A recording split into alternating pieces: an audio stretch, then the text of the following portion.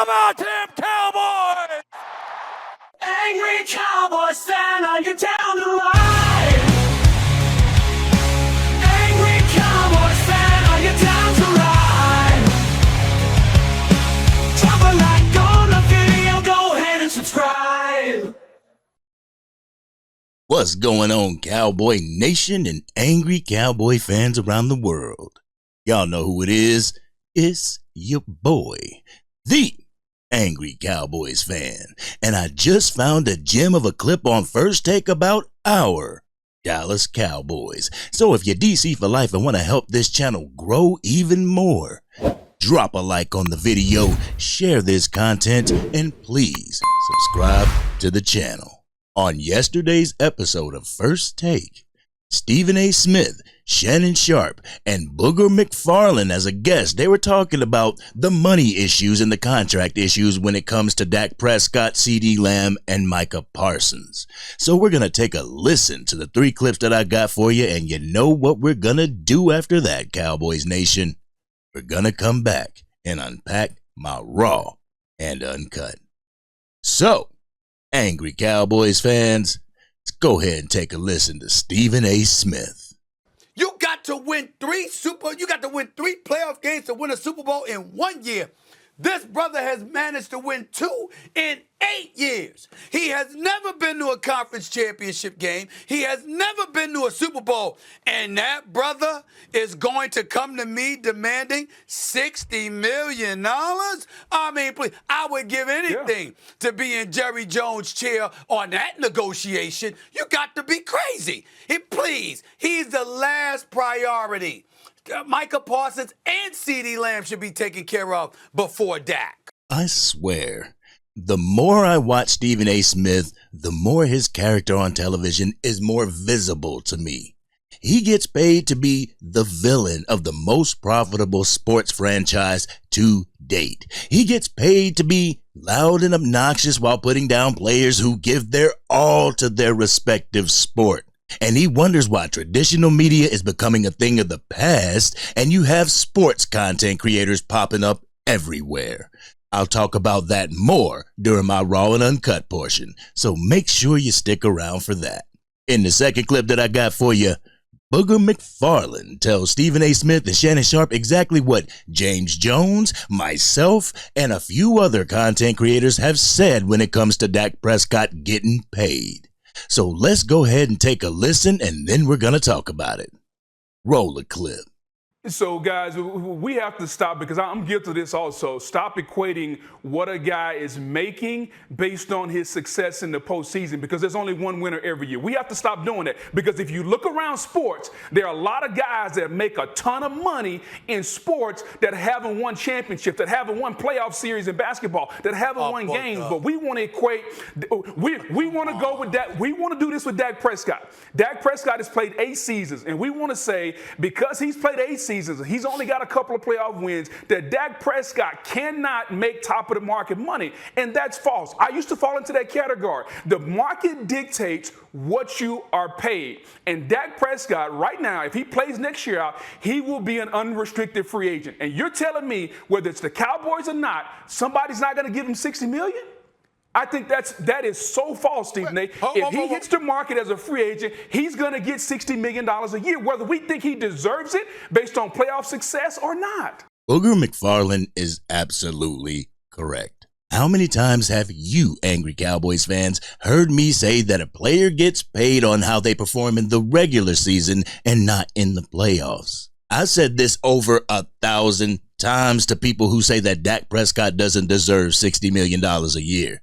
It has nothing to do with how the player plays in the playoffs. Players sometimes get let go due to the fact that the owner thinks that they may be the reason why they haven't gotten over the hump yet. Usually their overall regular season stats would give evidence as to why said team is moving on from said player. Then another team will be right there to scoop them right up if they're good enough. And Dak Prescott is good enough.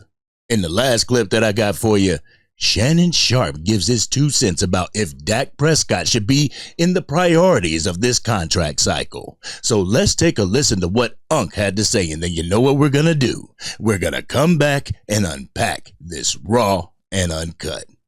So, Cowboys Nation, let's take a listen. I don't like to say deserve. I like to say earn. But for me, it comes down to this, Boog. I'm looking at Micah and I'm looking at CeeDee, and they're going to be saying, and you know you've been in locker rooms, Booger. You know what's going to happen if they give Dak Prescott 2 contracts before either one of them get a second contract. It's going to be some problems. It's going to be some problems, Booger. You know how it works. We pocket watch. We do. We just do. Oh, man. Come on now. Did y'all see how ESPN just cut that off? I didn't do that. I didn't cut it off myself. ESPN cut it off. What the hell is going on? I want to hear about y'all being Dak pocket watchers. I want to hear about y'all being the DPWs. But honestly, I can see where Shannon Sharpe is coming from. If Dak Prescott gets $60 million, you better have enough money to pay me. I got a feeling that that's what they're thinking. Also, as a player, I would know the difference between Dak Prescott's job on the team and my role on the team. Who has the most responsibility on said team? Who gets all the flack if that team loses? Who has to take the responsibility even if the offense balls out but the defense doesn't show up? Whose impact gets minimized during a win and magnified during a loss? On the Dallas Cowboys, it's Dak Prescott. Y'all ready for my raw and uncut? Y'all ready? Let's get it. What some do with this whole Dak Prescott situation is like buying a $10 scratch-off ticket. On that ticket, you win $50. Do you take that $50 and put $30 in your gas tank, $5 for bread and milk, and $15 for the things that you need around the house? Or do you spend that $50 on a few more scratch-off tickets? You don't know if they're going to win or lose. You got a cold $50 bill right there in your hand, and it could be used for getting the things that you need. What do you do? Me personally, I think the pecking order is pretty easy. You got CeeDee Lamb first, Dak Prescott second, and then Micah Parsons. CeeDee Lamb is currently holding out, so that would be the best thing to do to get his deal done so you can stop the bleeding. If the Jones family continues to wait, they're going to have to eventually pay CeeDee Lamb $40 million a year. Is the leaves worth that much, Jerry Jones? On top of that, the Dallas Cowboys have zero alternatives when it comes to their wide receiver 1. There is no one currently on the Dallas Cowboys roster that could take that spot and still have the Dallas Cowboys be considered a serious contender this year or next.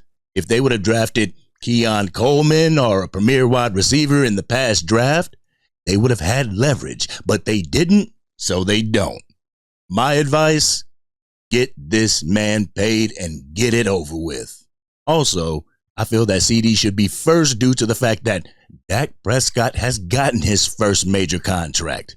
Yes, it took a little pushing and pulling and a couple of franchise tags, but they got the deal done. Let CeeDee Lamb get his paper and then start applying the pressure on the Jones family, Dak. But I feel Micah Parsons, he can wait until the next season if need be. If it were me, though, I would bite the bullet and get all of these contracts done. Sign all 3 of them this year and manipulate the cap so that it's easy for the team this year and next year.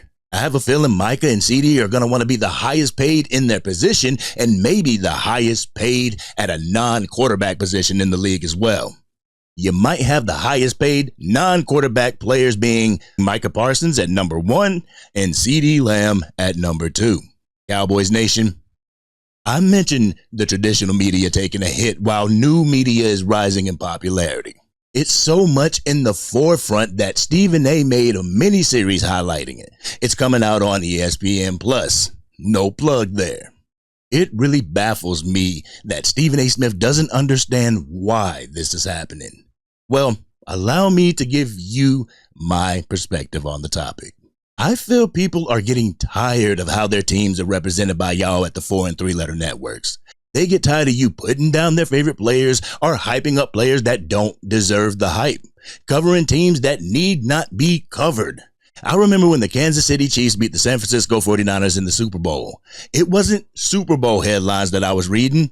It was about the Dallas Cowboys. When the Chiefs and the 49ers made it to the Super Bowl, segments were about Jerry not making the Super Bowl about the Dallas Cowboys, DeMarcus Lawrence being tired during the Green Bay Packers game, calling players out of their names, celebrating when players or teams are at their lowest, hating when teams succeed. Not only does this happen in the NFL, it happens in the NBA, the MLB, mixed martial arts, and anything y'all decide to cover. It's actually starting now with the WNBA. People get tired of it. People get sick and tired of hearing whether or not Dak Prescott's going to get his contract extension. People get tired of hearing about if LeBron James is the GOAT over Michael Jordan. People get tired of hearing a bunch of loud and obnoxious analysts yelling back and forth about their opinions and their claims on players or their teams. People get tired of how some analysts will degrade a family's namesake in the sake of entertainment, i.e. Russell Westbrook and Dak Prescott. With all that being said, Cowboys Nation, people want to hear about sports. They want to hear about their team. They want to hear about their favorite player and how he or she impacts said team. They don't want to hear about how you don't like them because some chick who dumped you did like them. Some don't want to hear all the emotions and the hatred that your character spews, Stephen A. Some might want to see you jump around and act a fool when certain teams fail. Like-minded people tend to listen to each other. A vast majority just want news and fact-based analysis. All that shucking and jiving and bringing your emotions to the set? Leave that shit in Hollywood. This has been your boy, the Angry Cowboys Fan. What did you think about what the guys on First Take had to say? What's your take on the 4 and 3 letter networks? Let's have an adult conversation in the comments section. If you're digging the channel and want to help get it to even more Dallas Cowboy fans, drop a like on the video and share this content with your friends who are Cowboys fans. If you're DC for life and prefer new media over traditional media, hit that subscribe button. Hit the bell so you can be notified whenever I go live, release a video, or a podcast episode. I gotta give a shout out to Ryan Schaefer and Chris May for becoming Angry Cowboys Fan YouTube channel members. I truly thank you guys and I truly appreciate you guys for rocking with the channel, but most importantly, being DC for life. If you want to join the channel membership, all you have to do is hit that join button where you can get the star, the wrench, and exclusive raw and uncut you won't find anywhere else. So hit that join button and become a part of the inner circle. The 3 and 4 letter networks got to keep the lights on somehow, Cowboys Nation. What better way to do that than to stay latched to the trends? Thing is, don't be surprised when people get tired of the same old thing. It's a new day in sports talk. You might want to switch it up. This has been your boy, the Angry Cowboys Fan, and I'm out.